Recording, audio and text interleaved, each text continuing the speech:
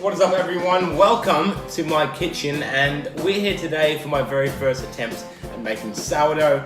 The full process to make sourdough takes about 17 hours, so I'm going to start off now. So step one, my mother or my starter. This is my starter. She's called Maria. This is essentially a bubbling fermented mess of water and flour that I've been nurturing for a few weeks now. This is going to provide our natural yeast and natural rising agent for the bread. So what I'm going to do is I'm going to feed it. Feeding your mother essentially means what we're going to do is take out about 2/3 of it. You do this every day and you discard that. And then into that, we're going to add about 1/3 of a cup of all-purpose flour, the same amount of filtered water. In 2-3 hours time, that is going to be at its full kind of feeding capacity. The yeast is going to be... The other process we're going to do, hydration. We're going to hydrate the dough. But essentially what we're doing is we're taking our flours that we're going to make our bread with, and by hydrating them beforehand, we're going to create a flour that's easier to work with and will not need as much kneading and processing. So I've got 300 grams each of all-purpose flour and wholemeal flour, 480 mils of water, and that means that we're going to have a much easier to work with flour when it comes to making the bread. And in a couple hours time, we're going to take that and my starter dough, mix it together and start creating our sourdough bread. Alright, it's about 3 hours later. This dough has been fermenting nicely, and then my starter is nice and bubbly and delicious. First thing, we're going to add a bunch of this starter into our hydrated flour. 4 tablespoons into there. You want about 60 grams. That's a 5th one. Then I'm just going to spend 1 minute just incorporating that. You can already see how elastic and gluteny this dough is. Look at that. That's with no... Look at that. That is insane. That is with no kneading at all. And that's what that hydrating process does. This is very good news. Alright, so now that that is starting to activate, I'm going to cover it with a tea towel. Every 30 minutes, I'm going to give it 1 fold. And next time I fold it, I'm going to incorporate some salt. We're going to fold it 4 times, then prove it overnight, and in the morning we bake it. Alright, that's been resting for 30 minutes, and now it's time to do the first fold and add some seasoning. So I'm going to add about 15 grams of salt. That's just about 2.5 teaspoons of salt, fine salt, and then do the first fold. So essentially I'm putting a little bit of flour in my hand because the dough is quite wet, and I'm going to grab it, pick it up, fold it, stretch it, fold it, stretch it, fold it, stretch it, fold it, and it looks amazing. Stretchy texture you can see already, and then we're looking good.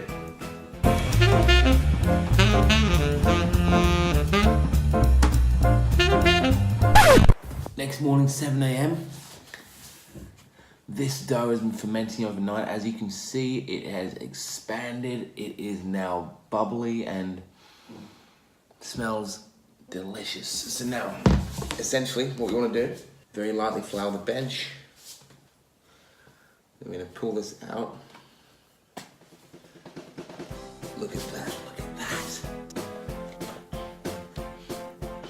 Alright, it's been resting on the bench for 20 minutes, and you can see it's nice and light and fluffy.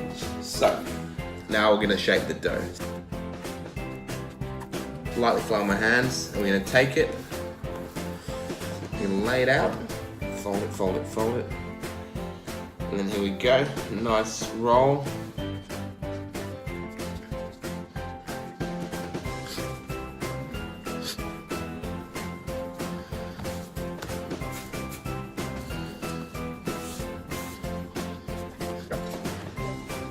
Sprinkle one with some seeds.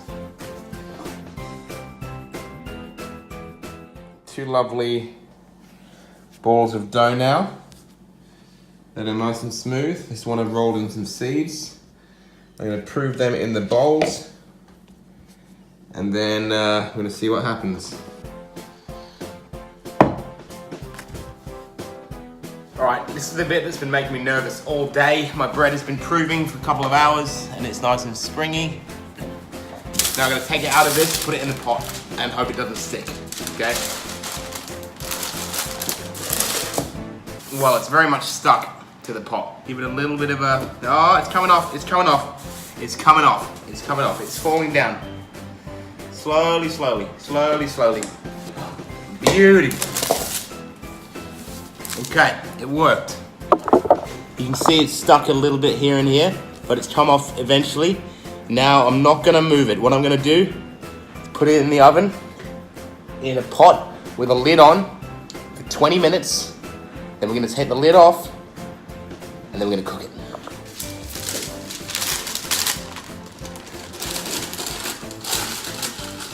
All right, so it's had 20 minutes in the oven with the lid on.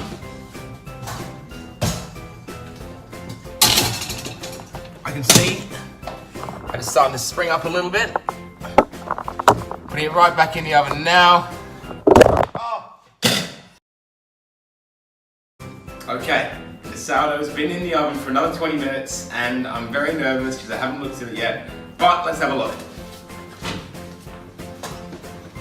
Okay. Ah! It's got a nice little crust on it. What I'm gonna do, take it out. One thing. For me, it looks like it hasn't risen enough, in my opinion. But it's got a lovely crust on it, and it sounds hollow on the inside. So, that's where we're at. We'll leave it like 20 minutes and then cut it. Alright, first loaf didn't rise as well, but I thought it wouldn't. Second loaf, here we go. Here we go. This one looks a lot better. Ready? That didn't rise as well either, but it's got a little more puff to it, and I think it looks pretty tasty. Yeah, it smells good. First try, yeah? All right, guys, that was all yesterday, and today is today. I've got a couple things I've learned from making my first sourdough video. The first one, after watching all that back, that I've realized is I didn't even cut it on camera for you. I don't know why I didn't cut it on camera for you, but it was very, very tasty. It was very crusty, very chewy in the middle, and it wasn't as dense as it looked. So that's what I've learned. Although it didn't rise very much, it was actually quite puffy and had a really good crumb to it. The second thing I learned was that in splitting the dough into two pieces, what I did was I proved them in bowls that were too big. And this is why they didn't rise as much, because they naturally splayed out to the surface area of the bowl. So because there was less dough, it became a flatter disc. So it couldn't physically puff up as much as I wanted to. So what I will do next time is probably pop it into either smaller bowls or prove it as one big loaf. And the third thing I've learned is that this is a learning curve. It's a process, and I really freaking love learning and enjoying and improving at stuff like this, because I think it's going to be so worth it. And even serving that bread to my friends and family over the weekend felt so good. So I cannot recommend enough, guys. Follow this video. I'll put a link in this video description to another video which I learned from. Go out there, have a crack at building your sourdough future. And it's the best thing ever. Love you guys. Thank you so much for watching, and keep following the journey. You're amazing. Peace out.